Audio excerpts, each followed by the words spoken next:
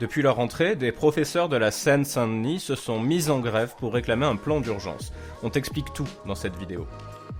Le 93 est le département de France métropolitaine le plus pauvre. Manque de professeurs, écoles, collèges et lycées en mauvaises conditions, postes d'infirmières et de psychologues manquants, tout cela contribue à rendre les conditions de travail difficiles pour les enseignants et crée des inégalités d'apprentissage entre les élèves du 93 et les élèves du reste de la France. Par exemple, pour pouvoir atteindre l'objectif de 20 élèves par classe, ce qui reste au-dessus de la moyenne en Europe qui est de 19, les professeurs demandent de recruter 2000 enseignants pour les écoles et 3200 en collège et lycée.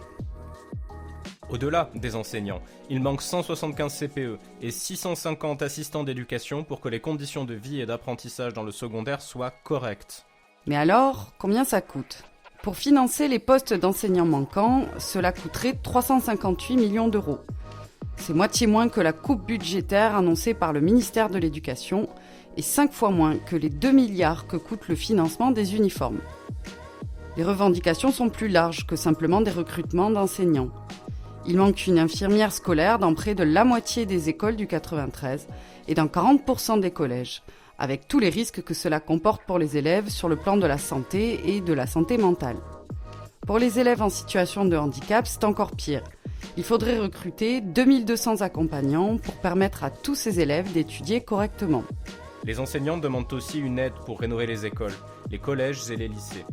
Une enquête auprès des professeurs a montré que près d'une école sur 3 est infestée d'insectes ou de rongeurs, et qu'il y a des problèmes d'isolation et de ventilation dans 70% des collèges et 60% des lycées. Sans compter le fait que les salles de cours sont trop petites ou qu'il manque des chaises et des tables dans la moitié des collèges. En résumé, il manque beaucoup de moyens et de personnel pour que les élèves puissent étudier dans des conditions correctes en Seine-Saint-Denis, et la situation continue à se dégrader d'année en année.